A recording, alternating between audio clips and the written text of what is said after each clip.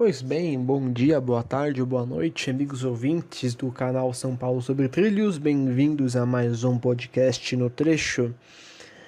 Mais alterações, várias novidades, enfim, tentarei fazer o podcast de uma maneira um pouco mais diferenciada para tentar seguir aí os cronogramas de maneira mais pontual, sempre aos sábados. Espero que eu consiga fazer tudo como planejado, certo? Bom, espero que vocês gostem das notícias que teremos aí, né? Em especial, esse podcast ele vai ser gravado de maneira atemporal, ou seja, conforme as notícias forem saindo, eu vou fazendo a gravação dos blocos respectivamente, né? Então, eu gravo alguns dias antes, entretanto, assim que sair uma notícia, eu já comento, deixo ela pronta, editadinha bonitinha, para que quando chegar ali beirada de sexta-feira para sábado, eu já faça a edição do podcast, já poste ele ali no sábado, lá pro meio-dia, pra cima, né? Aí espero que vocês gostem das notícias. Não sei quais notícias vão vir aí durante a semana, entretanto, a essência é a mesma. Notícia chegou, vamos passar a notícia para o pessoal, vamos trazer uma contextualização e abrir a mente do pessoal aí que só escuta a mídia cuspir notícia doidada, mas não entende o contexto por trás, certo?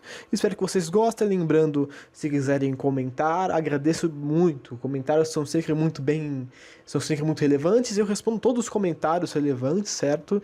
Então, qualquer dúvida, sugestão, opinião, deixem aí. Teçam nos comentários suas ideias que eu com certeza vou acolher e quem sabe, né, até implementar aqui no podcast. Fiquem aí com as notícias.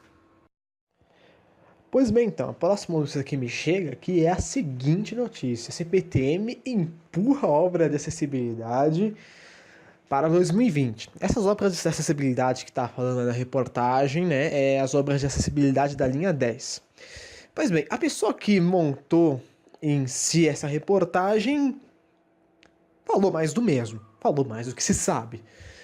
Mas para o pessoal que é um pouco, que não tem esse conhecimento, vamos explicar aí qual é a situação, vamos dar um contexto, vamos explanar um pouco essa história, porque no final das contas, o pessoal gosta de jogar pedra, mas não gosta de entender por que tá jogando pedra, né? Pois bem, o que acontece? A CPTM, ela herdou um sistema há 25 anos atrás. Esse sistema foi herdado da CBTU e da FEPASA. A CBTU e a FEPASA não tinham muita preocupação no quesito acessibilidade. Tanto porque só o fato deles conseguirem rodar um trem naquele lugar é um milagre. Pois bem, acontece o seguinte, né? Conforme o tempo foi passando, a CPTM se consolidou, foi surgindo aí alguns temas bem interessantes a respeito de acessibilidade e usuários com necessidades especiais, né? Acabou-se constatando, então, que a CPTM possuía uma infraestrutura bastante débil em relação a itens que ajudem as pessoas que têm mobilidade reduzida, às vezes até uma deficiência como a visual, por exemplo. E o que é fato é que a linha 10 turquesa da CPTM é uma das linhas, não é uma das, é a linha mais pobre em questão de infraestrutura. Por quê? Vamos pegar aqui um mapinha básico da linha 10 turquesa.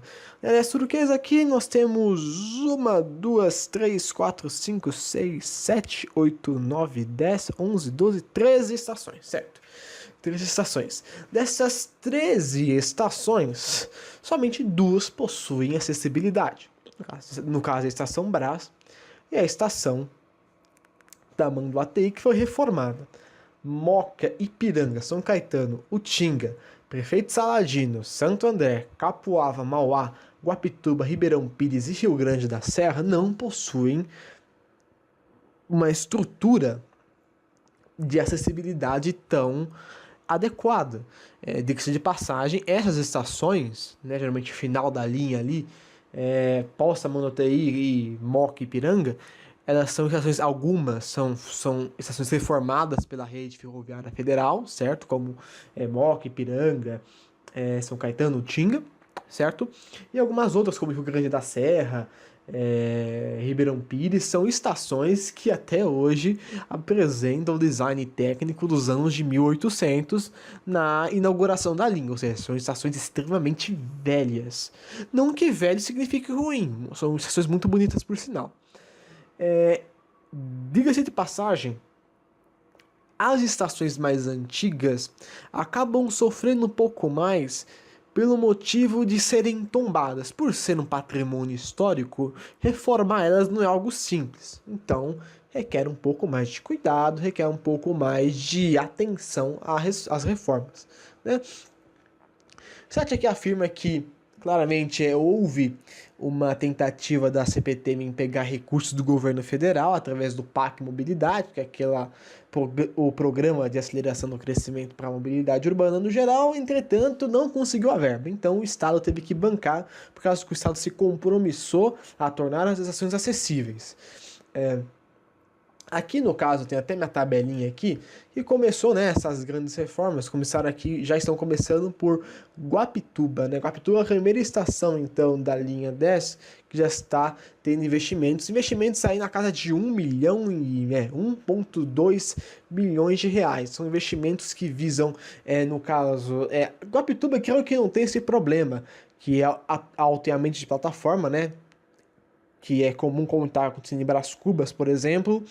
E no caso implantar rotas táteis, implantar rampa, implantar elevador, enfim, todo aquele conjunto de itens que são necessários para que uma pessoa que seja de cadeira de rodas, muleta, ou até mesmo seja um deficiente visual, ou tenha algum outro problema de mobilidade, tenha uma facilidade em usar o transporte, porque muitas vezes acontece com muita frequência da pessoa ali ser carregada por um funcionário, né, para poder acessar a composição, né? Isso não é nem legal para o funcionário, né, nem para muito menos para a pessoa que está passando por essa situação. Então é uma coisa muito complicada, né? Aqui, né, a reportagem falou que empurrou, não está nada empurrado com a barriga, muito pelo contrário. Tudo isso foi planejado, tanto que a maioria das estações aqui em reforma na linha 10 turquesa já estão programadas, a grande maioria, para 2020. Isso aqui é claro, eu tenho uma tabelinha aqui, vou mostrar aqui para vocês então, né? Falar para vocês quais são as obras de acessibilidade que serão feitas, né, durante os próximos meses, certo? Até o final de 2017, Guapituba tá na lista, né? Até 30 de junho de 2018. Até o primeiro semestre de 2018, temos Rio Grande da Serra, Ribeirão Pires, certo? Até o segundo semestre de 2018, Moca e Capoava. Luz também está na lista, né? Luz não se considera mais como linha 10, né? Até o primeiro trimestre de 19, Prefeito Saladino. Até o segundo semestre de 19 nós temos nenhuma, né? Nenhuma. Primeiro semestre de 20 nós temos São Caetano. E aí sim, no segundo semestre de 2020, aí sim nós temos uma quantidade grande, no caso Santo André, Mauá, Utinga e Ipiranga. Então isso aqui foi um levantamento que eu fiz no dia 22 de agosto. Em especial, um dos dias que eu fui até a estação Engenheiro Goulart e vi que tinha um papelzinho ali, um papel que a CPTM colocou nas estações, informando o plano de acessibilidade dela, as datas e as estações. Portanto, não tem nada fora do planejamento. Realmente, né, o que é muito triste é que a linha 10 sempre é deixada de último plano. Tanto porque agora, né, a prioridade da CPTM está sendo praticamente a linha 7. Vamos modernizar a linha 7 porque é uma das linhas mais cruéis. A linha 10, ela está num estado que não é agradável, mas é um estado que consegue se sustentar. Né? A linha 10 consegue se sustentar como tá, mas a linha 7, se você for reparar algumas estações, é extremamente calamitosa a situação. E então, não é novidade. Creio que não deve ser novidade para ninguém. Essas estações realmente serão as últimas mesmo. Não vai ter mudança no projeto. É claro, a CPTM faz todo o planejamento, é investimento realmente caro. acho muito estranho ser tão caro esse investimento, não sei quanto custa o material, se é realmente recurso humano empregado, se é tão caro isso, né? Acho muito estranho, R$ 1 milhão para poder colocar piso, tátil, elevador e rampa, eu acho que é meio exagerado, mas veremos aí, né, se realmente mudar a estrutura da estação. Eu vou lá conferir, né? Mas se parar pra pensar, são as duas plataformas, né? Então talvez faça até algum sentido. E se tiver a reforma da ponte, né? Com certeza vai ser bem interessante também. Então, vamos aguardar então as reformas das estações, né? Lembrando também, né, que a linha 10 tem algumas estações com estrutura bastante danificada. Vide as famosas reclamações de telhados quebrados que toda hora que chove começa a pingar na plataforma, né? Vamos nos ater daí ao que a gente vê, né? E com certeza, sempre denunciar, ó, o CPTM tá tendo problema aqui, né? E eu, conforme vejo os relatos, vou noticiando, mas até então, nada fora do normal. A CPTM realmente, né, ou infelizmente planejou para a linha 10 reformas estruturais muito tardias.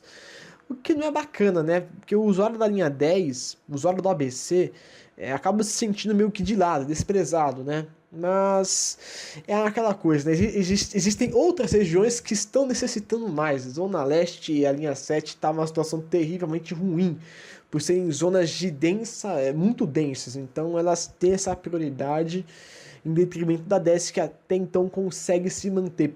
Pelo menos a questão da plataforma ali dá para se manter, mas os investimentos vão acontecer, e claro, se não acontecerem os investimentos necessários, eu vou estar de olho e noticiar aqui para vocês toda esse andamento, certo?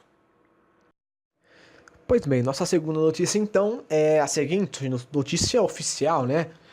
36 estações da CPTM têm pontos para carregar celular.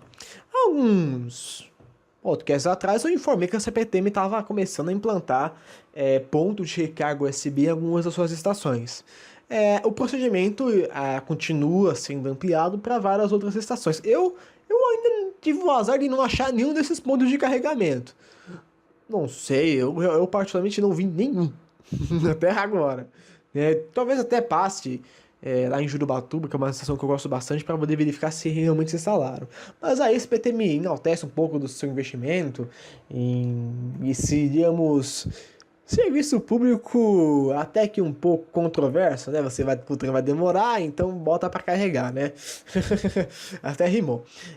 Aqui, até coloca aqui, foram 285 entradas USBs instaladas aos dados dos bancos, lembrando que não são todos os bancos, são só alguns bancos que tem, né?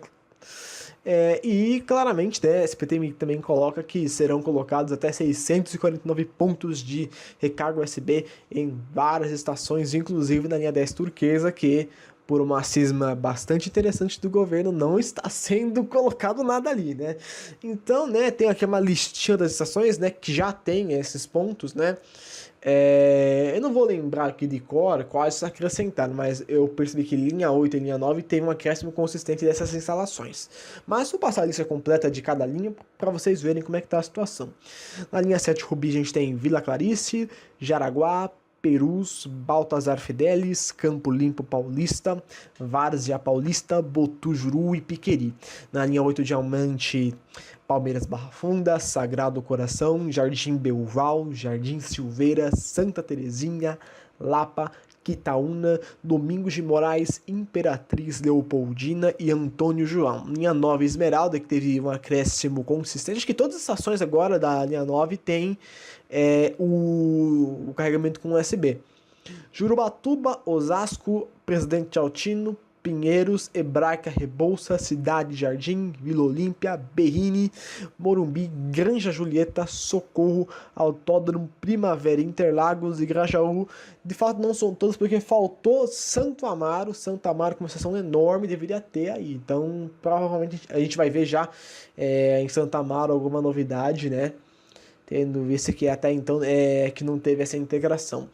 Na linha 11, Ferraz, Vasconcelos e Pó. E na linha 12, as incríveis estações, destaque da linha Aracaré e Engenheiro Manuel Feio, as estações que dá medo de passar por lá, porque você não sabe se... Eu não vou me ater a comentários, mas são estações bem sinistras, né? Diga-se de passagem, né? É colocado aqui também que, claro, esse serviço, né, não é propriamente dito da CPTM, foi uma licitação, né? Tá aqui, ó, o serviço faz parte do contrato de exploração comercial dos bancos e painéis das estações, cuja licitação foi vencida pela empresa Eletromídia, ou seja, aqueles painéis que mostram propaganda, né? Foram licitados para que você pudesse fazer ali uma exploração comercial daquele aparato, certo? Geralmente você tem um painel luminoso ali atrás dos refletores. Você vê às vezes quando na linha 10 mesmo, aquelas propagandas de filme, de séries, enfim, né? Que é bastante interessante. É uma forma da CPTM explorar a receita não tarifária. E acabou que, combinando que como tem essa luz por trás desses painéis, acabou que pegando ali o USB e sendo até algo interessante, né? Esperamos com honestidade que os usuários não vandalizem as entradas USB, afinal é um investimento e não queremos ver a nossa CPTM mais vandalizada do que ela já se encontra. Portanto, aí, respeito, usem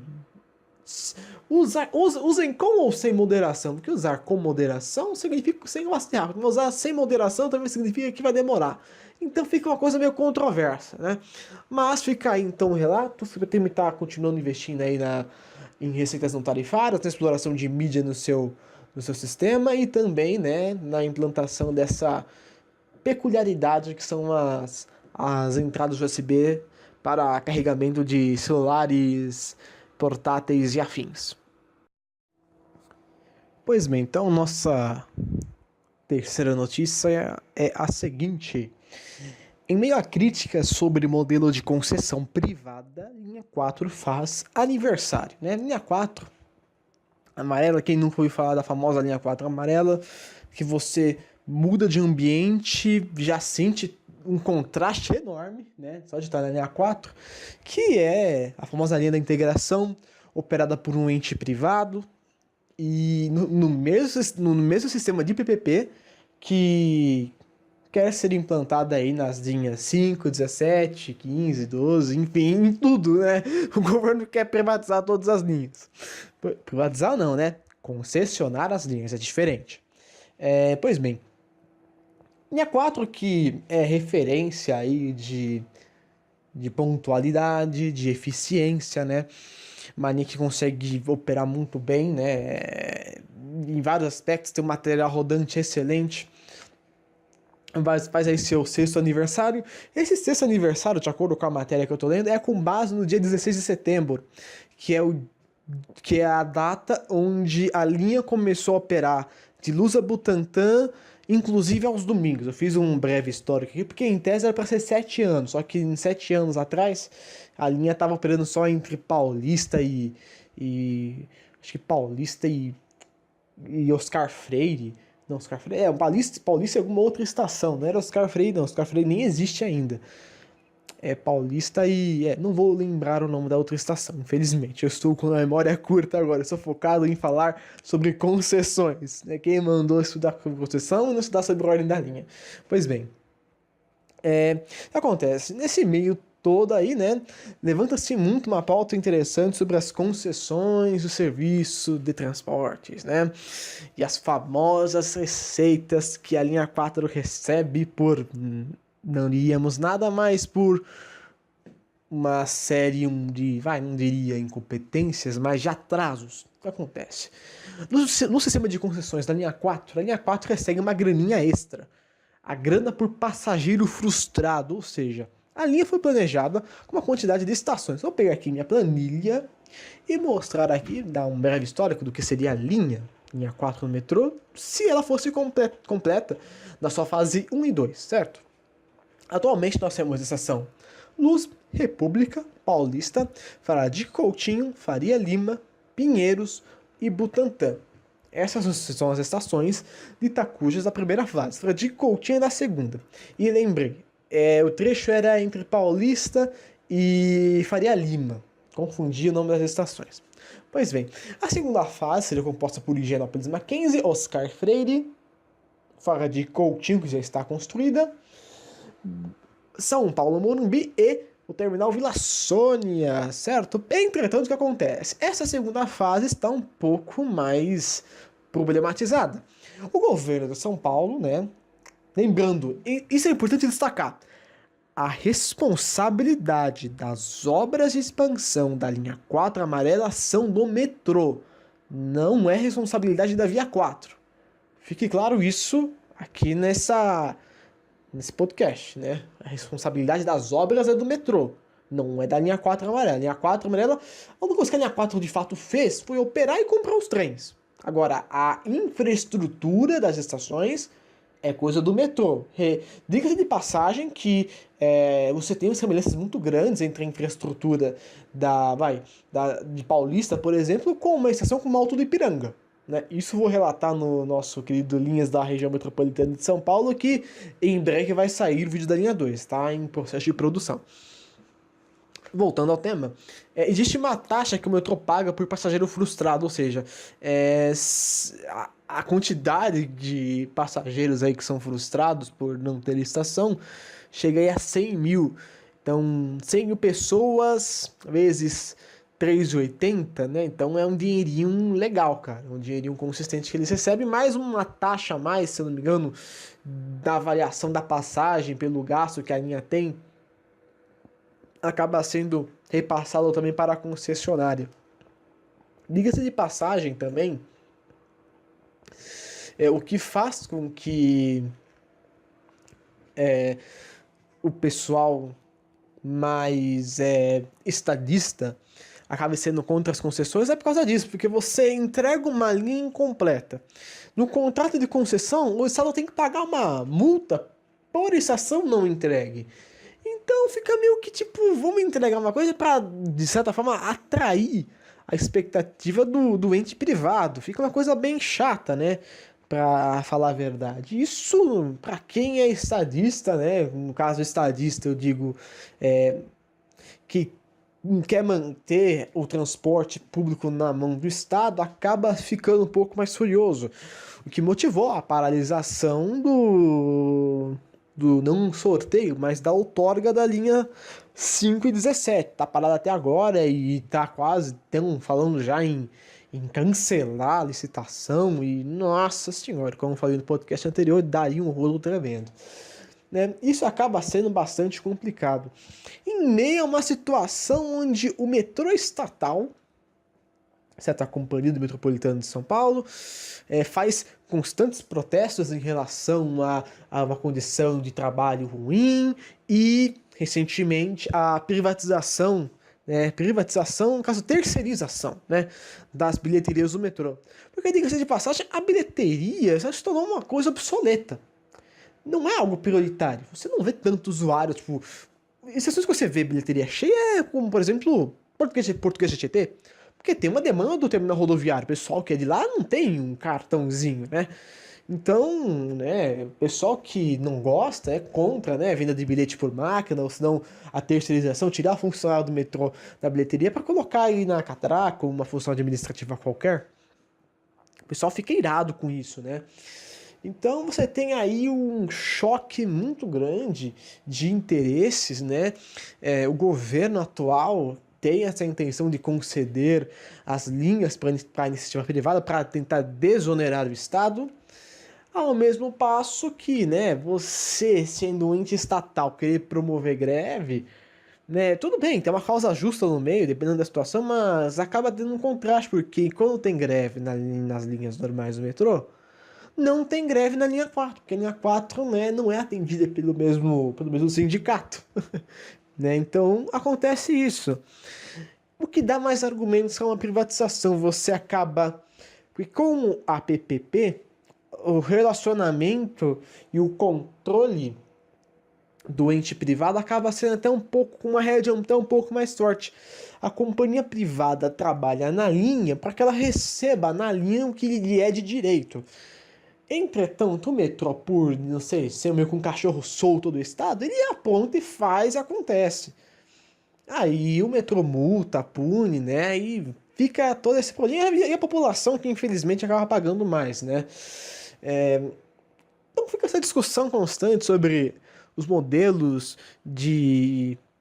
Repito, não é uma privatização, uma concessão. As linhas serão emprestadas para serem administradas por companhias privadas, certo? Você vai desonerar, porque hoje em dia, por exemplo, compra de material ou contratação é algo extremamente burocrático quando se fala de órgãos públicos. Você tem que fazer um concurso público, tem que fazer um leilão, tem que fazer um certame, tem que fazer muita coisa para contratar uma pessoa. Enquanto no ente privado, ó, vem aqui fazer entrevista, aí eles decidem o método de seleção, prova, entrevista, enfim, para poder aceitar a pessoa, né, o candidato. Da compra de material normal, papel higiênico, você tem um pregão eletrônico para compra de papel higiênico. Existe isso, procurem no site não sei se não é o Tribunal de Contas, se eu não me engano, tem a página do Diário Oficial na internet.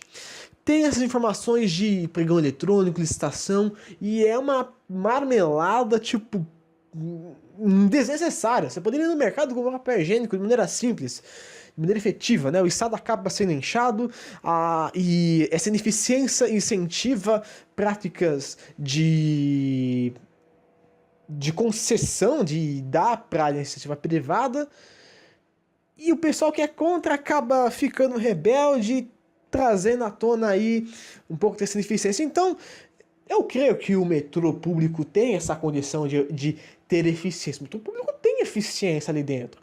Só que algumas coisinhas, algumas peças acabam não se encaixando, né? A motivação do funcionário ali também não é das melhores. Então, diga-se de passagem, não falo de todos os funcionários, falo de alguns funcionários, às vezes não tem esse interesse tão grande por trabalhar no metrô, porque o cara tá no metrô desde o início, desde o projeto, lá na década de 60 e tá fazendo corpo mole até hoje, né? Então, a gente tem que ver isso com muito cuidado. Fica aí a congratulação pela melhor linha de metrô, aí, que é inegável. Pode pagar caro, pode estar pagando mais, o serviço é prestado com qualidade, certo?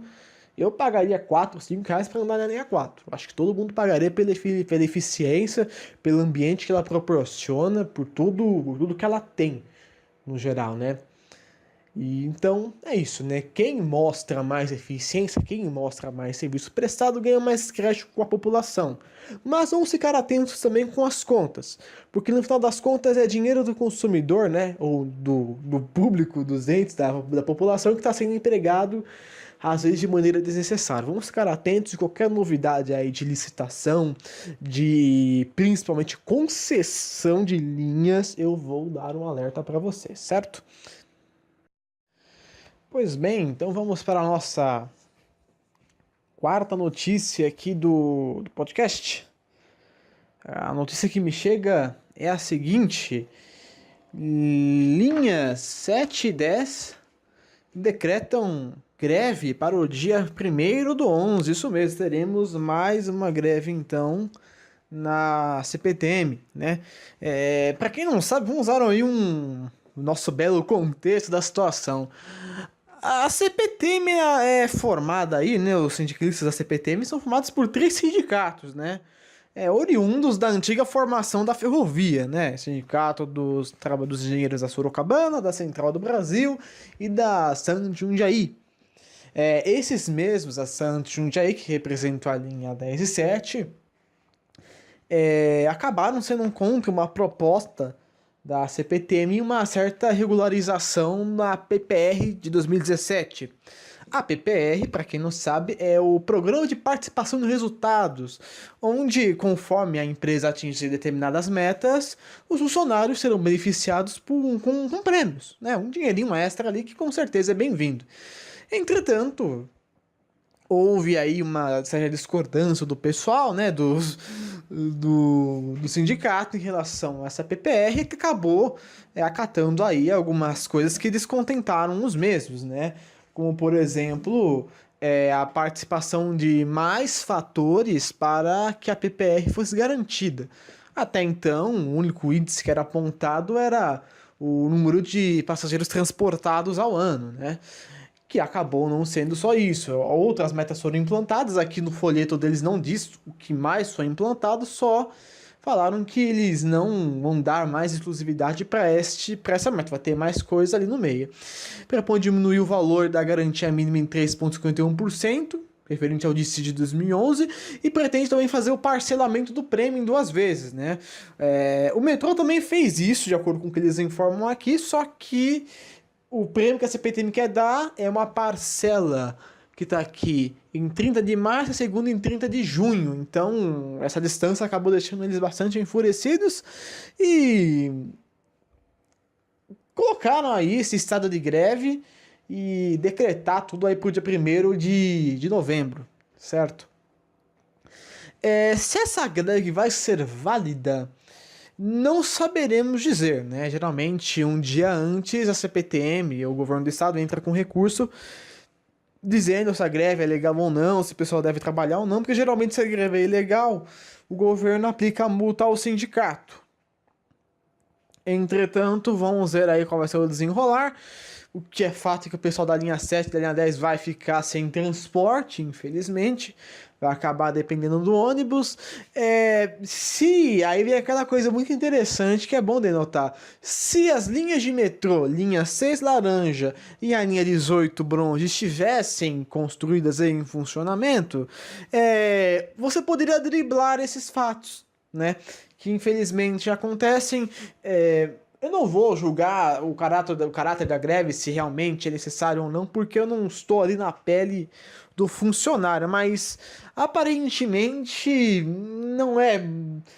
não parece ser um motivo tão justo para paralisar e ferrar a vida de centenas de milhares de pessoas que usam ali o transporte, principalmente para o trabalho. Então fica aí a notícia.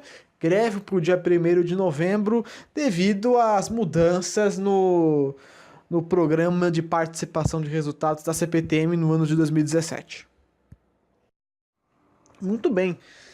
Próxima notícia. Quinta. Falhas disparam em linhas novas e metrô de São Paulo tem pane a cada 3 dias. Meu Deus, hein?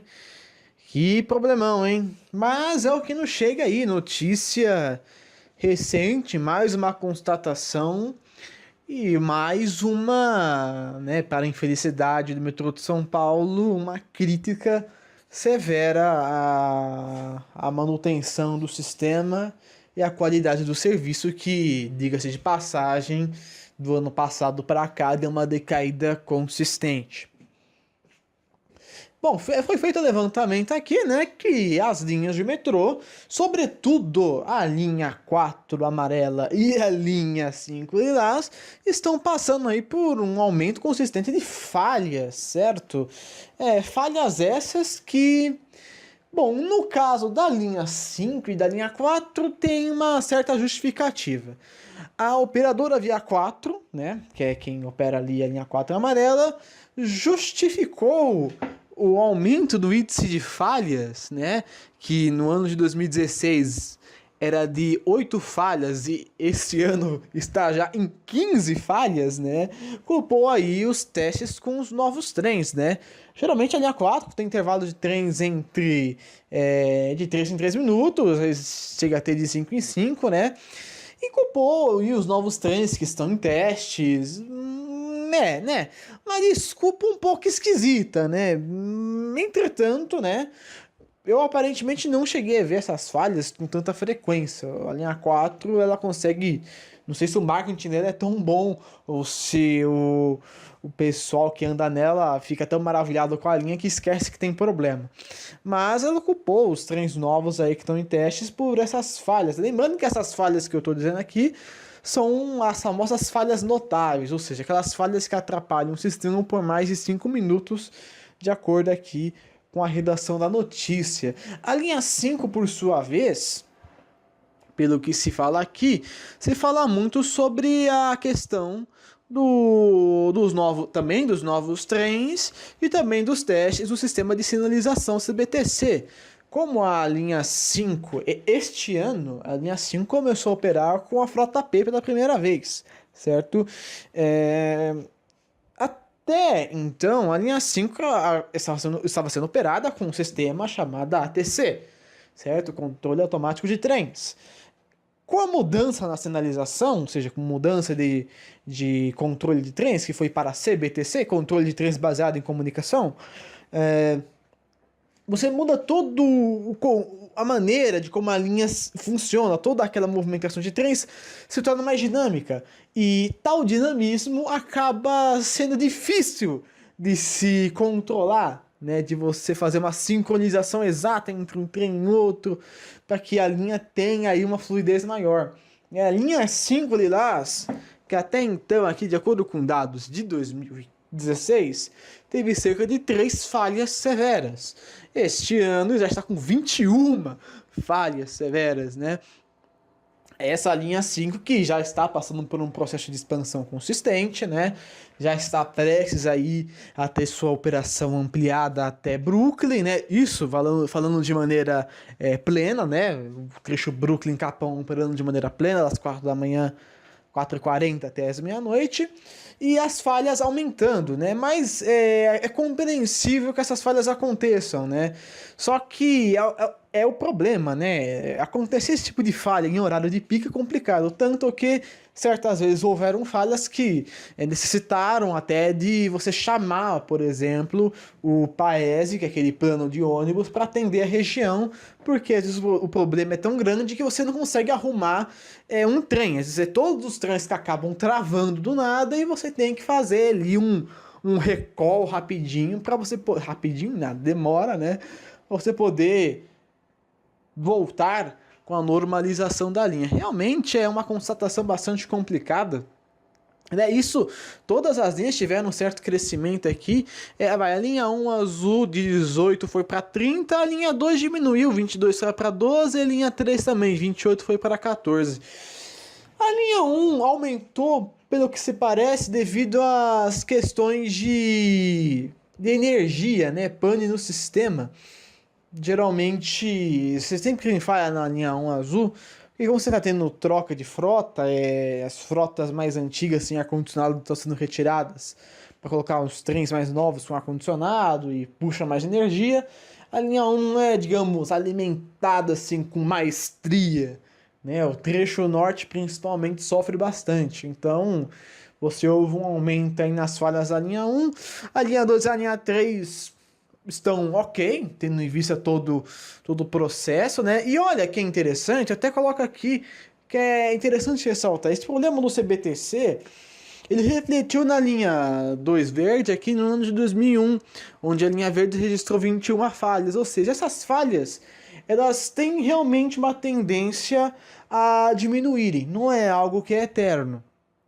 Claro, você mudar a sinalização de todo um sistema de transporte de massa exige um tempo de maturação, e esse tempo de maturação é um tempo de falhas, que realmente é normal e é necessário realmente, né? É claro que ninguém quer que tenha falhas, mas infelizmente é uma consequência da melhoria do sistema, né? Então fica aí, né, a notícia aqui, né, ali infelizmente tá tendo uma certa alta, né, ainda mais causa de eles também relatar também alguns cortes que houveram aí, que o governo do estado de São Paulo não repassou tanta verba para o metrô, que está tendo que administrar de maneira um pouco mais magra os seus recursos.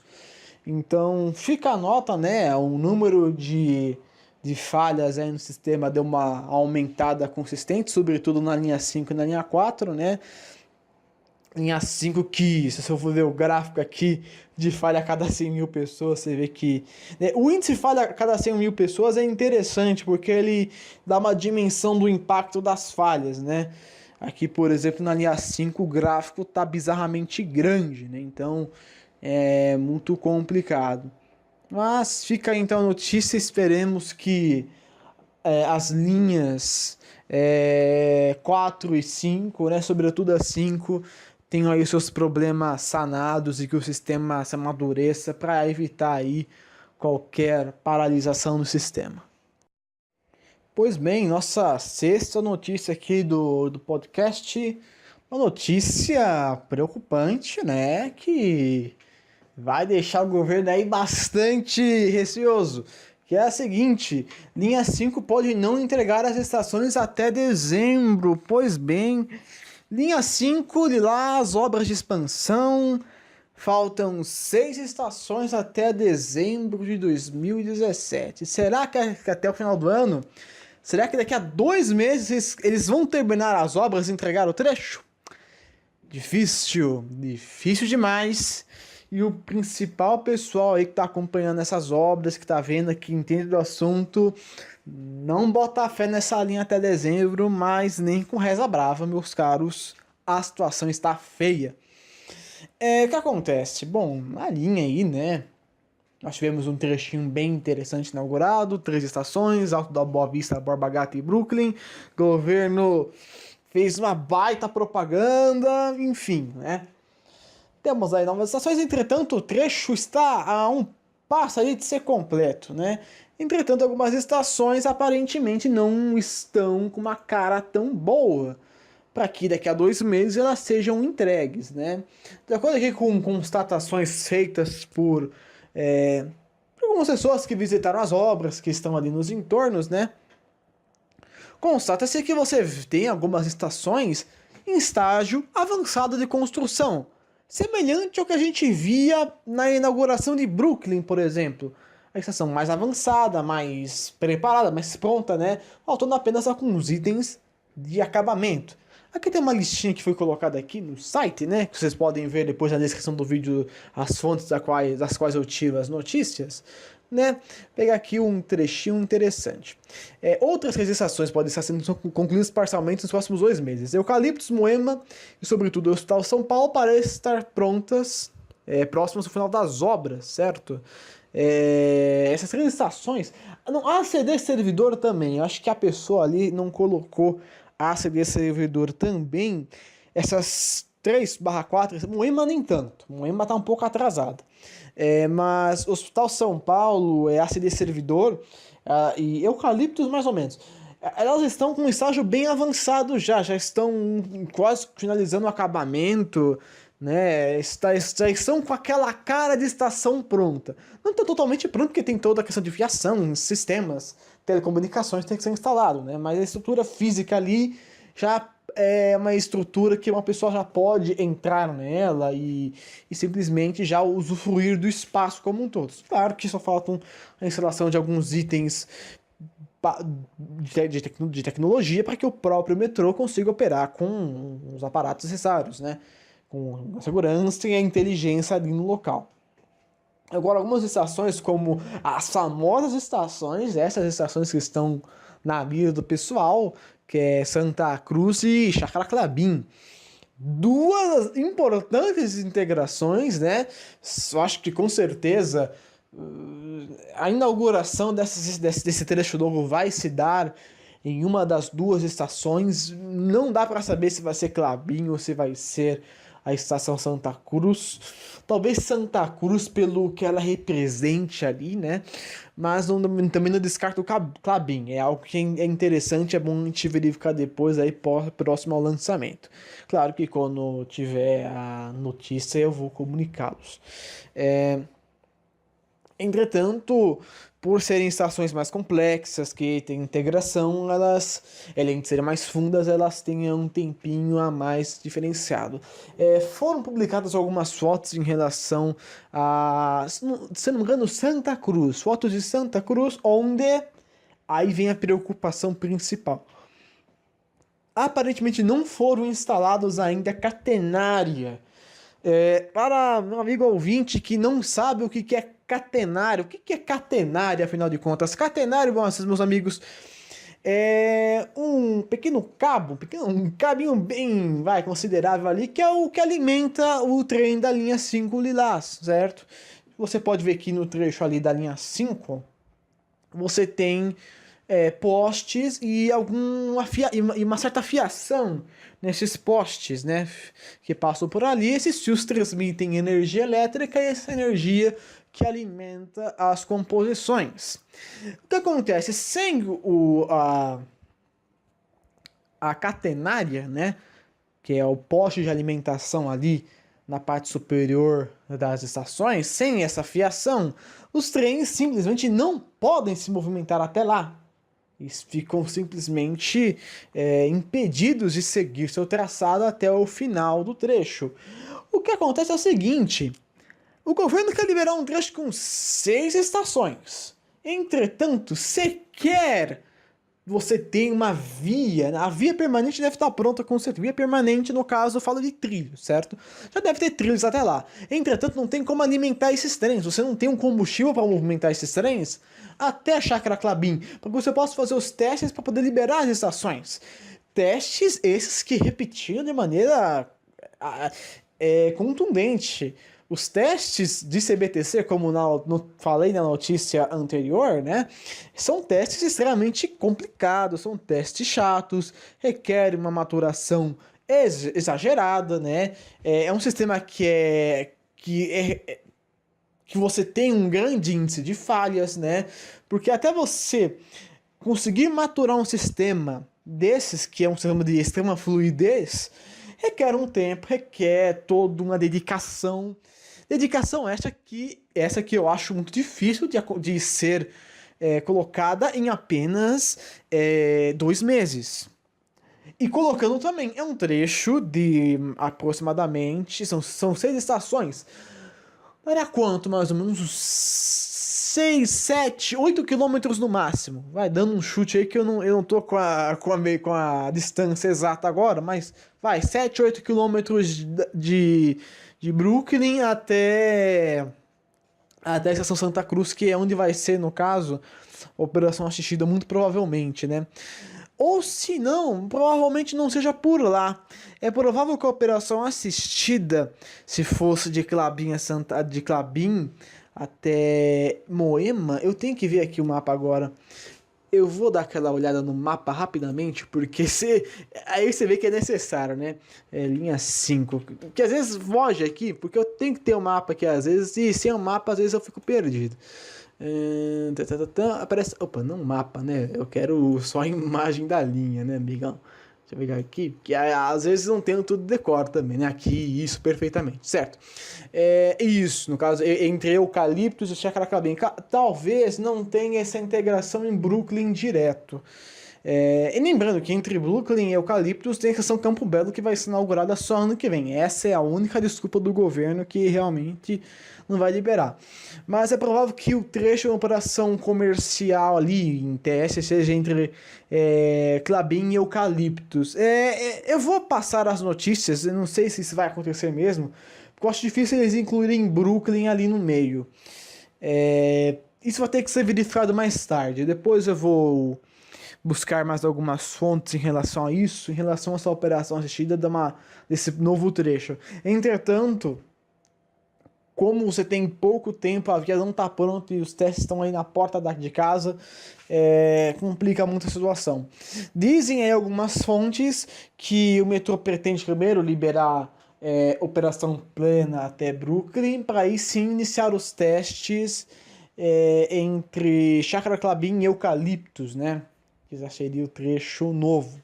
Eu não sei se Campo Belo se englobaria nessa situação. Claro que não vai haver parada em Campo Belo, né? Mas vai ser interessante. E este trecho, talvez, diferentemente das 3 estações, como são 6 estações, é capaz que rodem 2 trens nesse trecho. Eu não acho que um trem só para um teste experimental seria o suficiente. O tempo de teste seria muito longo. O headway ali, se for um trem só, como está sendo agora na extensãozinha ali da linha 5, não vai ser o suficiente. Então, se destaque aqui as obras as obras físicas já estão em estado avançado. O empreendimento físico está em estado avançado, entretanto, você sequer tem ali no finalzinho da linha alimentação preparada para movimentar os trens. Sem movimentar os trens, você não tem teste. Sem teste, você não tem como colocar o trem ali. Porque eles não... A menos que o governo seja bem insano colocar os trens para se movimentar em manual ali, né? Pode ser que eles façam isso, mas aí você faria tudo de maneira muito lenta, que quando o trem é licenciado para operar pelo próprio maquinista, no que a gente chama de controle manual, o trem não pode passar de uma velocidade que é cerca de 20, 30 km por hora. Para operar um trecho assim a 20, 30 km, esquece, você não vai operar nada, né? Vai ficar uma lerdeza tremenda e vai ser um fiasco. Então fica o alerta. Talvez nós não veremos essas estações até dezembro, eu acho muito difícil. O metrô, se quiser fazer isso acontecer, vai ter que trabalhar dia e noite sem parar, porque realmente para liberar um trecho de 6 estações até 2 meses, muito difícil. Só para ter uma comparação, os testes, a linha Adolfo Pinheiro, eles começaram com cerca de 4 ou 5 meses de antecedência. Né? E nesse caso aqui agora, com 2 meses, eu não sei se é o suficiente para liberar. Vamos ficar atentos então a essa questão. E eu vou noticiando se tiver alguma coisa nova em relação à linha 5, que, né, tá com uma cara de que não vai ser esse ano, vai ser talvez ano que vem.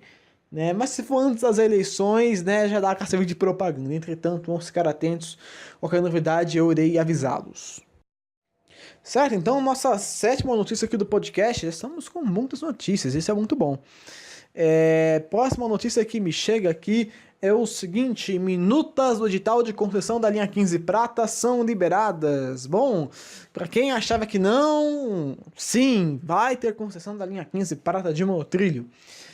No momento estamos no estágio bem inicial de todo o processo licitatório, né? Primeiro foi liberado o edital, foi liberado os documentos para que as empresas interessadas ou os consórcios vejam e verifiquem. Ali vai ter toda uma consulta pública para verificar a viabilidade de todo o processo, se é viável ou não, se vai ter gente ali concorrendo ou não a concessão da linha 15 prata, certo? As concessões que, né, atualmente são foco do governo atual, certo? A gente tem aí algumas concessões já realizadas, né, que estão operando, outras que estão travadas, outras que ainda vão acontecer e algumas sugestões. Certo, então vamos aí a uma pequena listinha aí de concessões de PPPs que nós temos. Então, linha 4 amarela, operada pela Via 4, né, já está a pleno vapor, aguarda a expansão por parte do metrô de São Paulo, né, uma PPP aí que deu certo, primeira do Brasil, enfim, PPP funcional. Essa é a única, por sinal, que está funcional. Nós temos outras PPPs que já estão assinadas, certo? Essas PPPs são as seguintes: a PPP da linha 6, certo? Que é a Move São Paulo, da linha 6 laranja, que está travada, né? Indica-se aí que ela volte a se mover a partir do ano que vem para a construção da linha. Primeiro PPP que coloca como construção da linha o fator ali. Vem a BC, que é da linha 18 bronze, certo? Então, nós temos aí duas, então, que estão já... que tá ali feita, tá aprovado, só que falta só liberar a verba para concessionar. Nós temos também a linha 5 e 17, que está no processo licitatório. Linha 15, que abriu agora os primeiros documentos. E algumas intenções do governo e outras licitações, como, por exemplo... já falou-se sobre linha 9 e linha 8, diamante, certo? As duas linhas são uma concessão só. Falou-se também de linha 7, numa eventual inclusão no trem intercidades. Se falou também de linha 11, linha 12, enfim, a privatização, né, a concessão dos serviços é uma tendência, certo? E com a linha 15 vai ser diferente, só que a linha 15 tem um diferencial de ser um sistema diferente, de monotrilho, e este comprovadamente com demanda. A Zona Leste é uma região adensada. Atualmente, a demanda ali de Oratório Vila Prudente está em torno de 7 mil pessoas, acho que até um pouco mais, acho que no máximo 15 mil, eu não lembro muito bem qual era a demanda ali da região, mas é uma demanda que já estava ficando interessante já. São Mateus e o seu famoso terminal de ônibus, com certeza é um reduto de demanda concentrada. Então, isso com certeza pode vir a interessar aí várias empresas, além do mais, a estrutura ali vai estar praticamente pronta, né?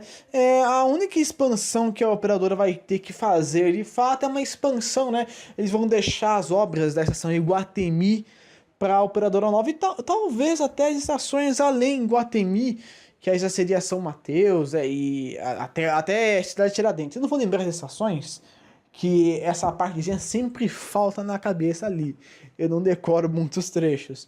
Entretanto, é, vai ter sim uma parte que a operadora vai ter que investir em melhorias, no caso de expansão, compra de trens, manutenção, enfim, né? Mas a construção como um todo ali já vai estar realizada, né? Pelo lado da carruagem, talvez o processo de escolha aí ou da empresa ou do consórcio, que é um conjunto de empresas, seja decidido ano que vem. É o que se espera, já que a linha vai ser inaugurada ano que vem, né? No seu trecho majoritário. Veremos aí como vai ser. Tenho aqui o valor de outorga da linha. Outorga da linha é uma coisa que é interessante. Outorga, para quem não sabe, é o valor a ser pago, porque a concessão ela vai ser dada ali pelo ente que fornecer o maior valor em dinheiro, certo? O maior valor mínimo, certo? O maior valor mínimo, ou melhor dizendo, o valor mínimo para a concessão, para você assinar o contrato para assumir a linha 15, é de cerca de 192 milhões de reais. Um valor até um pouco superior que a linha 5 e 17. Né, bem confuso por sinal, não sei por que o valor está um pouco mais alto. Não sei também por causa daqueles reajustes, né, taxa básica, enfim, todo um contexto econômico aí para reajustar. Nós temos aí, né, o valor já colocado pela Secretaria dos Transportes Metropolitanos, veremos então o que vai acontecer. As empresas terão que fazer toda uma análise, né, enviar os pacotes com as propostas e no final, né, nós veremos quem vai ser aí o novo concessionário da linha 15. Então a notícia é essa, o governo já libera aí as minutas do edital e lembrando, né, sempre que tiver alguma notícia ali sobre a concessão da linha 15 ou da linha 5 e 17, que por enquanto está parada, né, faço questão de repassá-las até vocês ouvintes. Pois bem, esse foi então mais um podcast no trecho, aqui no canal São Paulo sobre Trilhos. Foram essas as notícias da semana. Bom, pelo visto, creio que o podcast vai sair na data correta, né? Esse plano que eu tive aqui para me organizar na questão das notícias parece ter dado bem certo. Muito mais efetivo, muito mais fácil, eu consigo comentar as notícias com mais detalhes. É claro que pode às vezes aparecer um assunto repetido, porque pode ser abordado mais de uma vez na semana. Mas cada caso é um caso, eu dou aí um parecer interessante.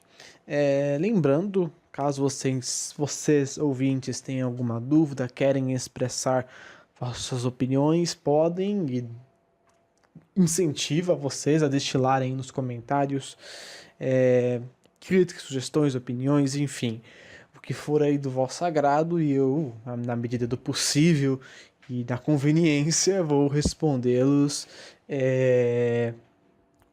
aí, né, colocando um pouco do meu posicionamento.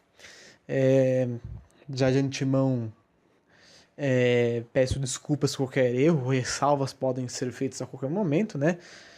E também agradecer especialmente pelo canal ter atingido aí os seus cinquentinhas, cara, seus 50 primeiros inscritos, né?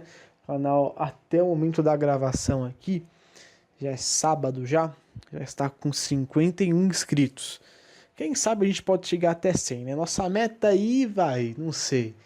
Pelo menos se atingir um dos maiores canais aí, tá com em torno de 5, 6 mil inscritos, mas 50 primeiros aqui já estão já com o nome ali gravado. Então, obrigado pelo prestígio e pela confiança, né? O podcast tem trazido bons resultados no quesito a audiência, né? Eu sei que muitas vezes eu posto no feed de vocês muito vídeo aleatório de trem, mas né, é os registros que eu faço. Porém, programação do podcast, que é o supra-sumo, que é o bom, que é que move o canal, você pode ter certeza que ele vai continuar assim, com a frequência que merece. Então é isso, agradeço o pessoal aí que ouviu até o final. Tenham todos um ótimo final de semana e até uma próxima edição do podcast no trecho.